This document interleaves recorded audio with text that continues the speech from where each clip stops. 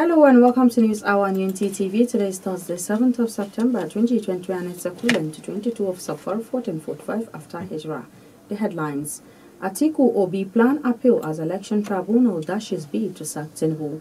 Tinubu welcomes tribunal's verdict, urges Atiku Obi to support government. NLC asks workers to resume work after two-day warning strike.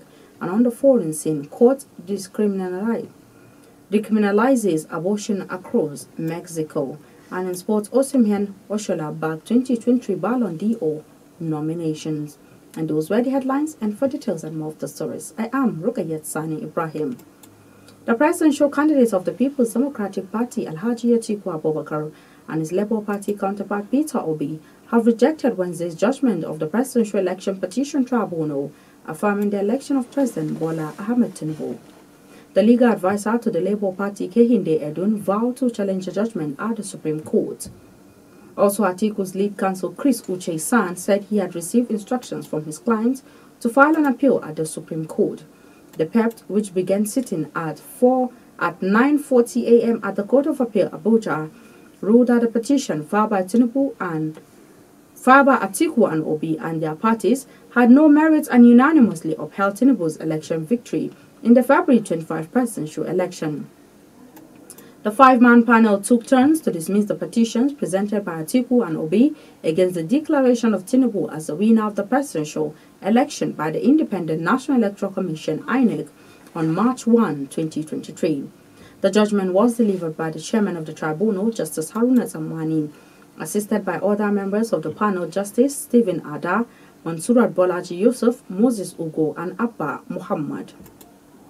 President Bola Ahmed Tinubu on Wednesday welcomed the judgment of the tribunal with a sense of responsibility and preparedness to serve all Nigerians, irrespective of all diverse political persuasions, faiths, and tribal identities. In a 12-hour judgment, the Presidential Election Petitions Court struck out the petitions challenging Tinubu's victory in the February 25 presidential poll. The court upheld the victory of Tinubu of the All Progressives Congress (APC) in the election. Reacting to the judgment, the president, in a statement by his media aide Ajuri Ngalale, called on his main rivals Atiku Abubakar of the People's Democratic Party (PDP), as well as Peter Obi of the Labour Party (LP) to support his administration. Tinubu, who is in India for G20 summit, recognized the diligence, undoubted thoroughness, and professionalism of the five-member bench led by Justice Haruna Zamani in interpreting the law. The Nigerian Labour Congress (NLC) yesterday ended the two-day warning strike to protest the negative consequences of petrol subsidy removal on workers and other Nigerians, declaring that it recorded greater compliance on day 2 than the first day of the industrial action. This came as the strike disrupted electricity supply in the southeast, stalled tribunal judgment in Ogun, and grounded Bayelsa and Kebbi states, among others, while federal ministries in Abuja remained empty yesterday. NLC, in a circular to its affiliates and state councils last night by its president Joe Ajero, while directing members and affiliates to return to work today, commended members across the country for sending a serious message to the federal government, their resolve to continue fighting for better living conditions. The Plateau State chapter of the PDP said that the governor of the state, Caleb Mutfwang, laid a solid foundation that will place it on the path of steady growth and development. The party also commended the governor for his various initiatives in the last 100 days of his administration, adding that such move was geared towards the progress of the state. Mr. John Akans, the publicity secretary of the party in the state, said this in a statement on Wednesday in Jos. Akans commended the governor's effort in addressing the myriad of security challenges facing some parts of the state, among others. The publicity secretary also lauded the governor for initiating people's-friendly policy, adding that the payment of outstanding salaries of workers and pension arrears was commendable. Akans, who expressed optimism that the governor will implement his campaign promises, said that the party in the state will support the governor to deliver on the dividends of democracy to the people. The United Nations High Commission for Refugees (UNHCR) says about 35,000 people have been killed by insurgency in the northeast region of Nigeria. The UN agency said the deaths were recorded from 2009 to August 2023. Elsie Mills, 30, UNHCR's head of Adamawa office spoke on Wednesday at a training for military personnel on human rights, humanitarian principles and civilian protection in Yola, the state capital. The training was organized by the National Human Rights Commission (NHRC) in collaboration with UNHCR. Mils 30 was represented by Umar Abdullahi, Assistant Protection Officer, said the figures were called from the Global Center for Responsibility to Protect report of August. The UN official said the insurgency has stunted the social development of the affected states and Nigeria at large. Residents of Tafe village in Hausawa local government area of Jigawa state have resisted a gang of armed robbers operating on Hadejia highway. The resistance by the members of the community led to the arrest of one of the hoodlums while others took to their heels.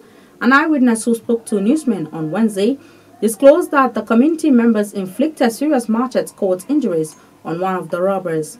Confirming the incident, the Jigawa State Police spokesman Lawal Adam said the police received information that a gang of armed robbers blocked Tafe to the Hadejia highway and robbed people of their belongings. Adam explained that policemen were mobilized to the scene and found that a group of people gathered and faced the hoodlums, and as a result they inflicted serious machete cuts on one of the robbers by name Abdullahi Abubakar of Hago village.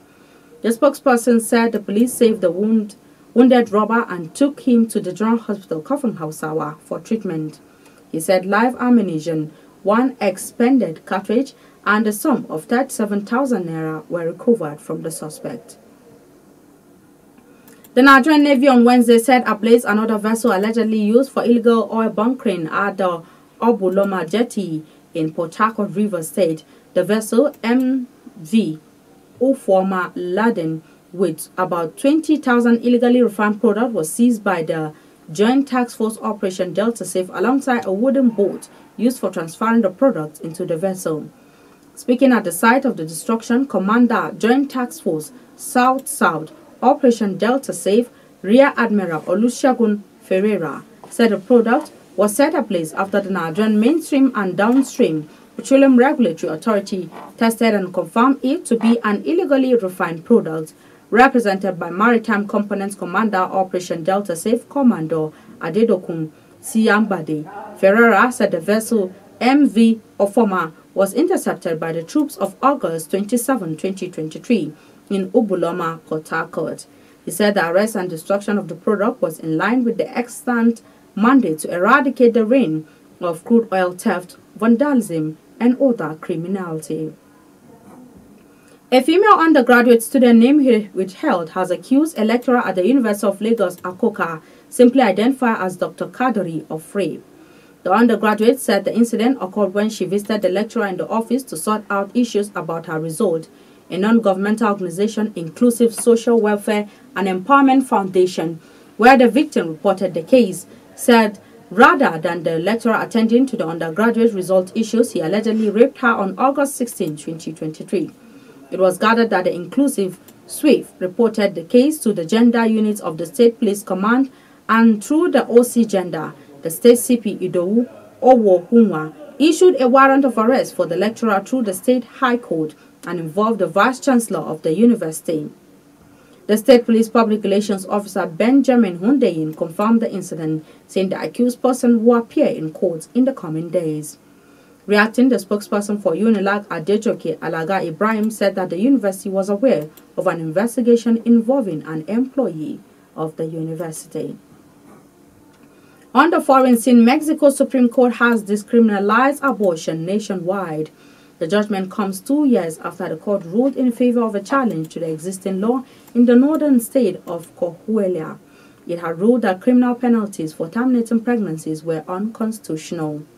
Mexico State and the federal government had since been slow to repeal penal codes.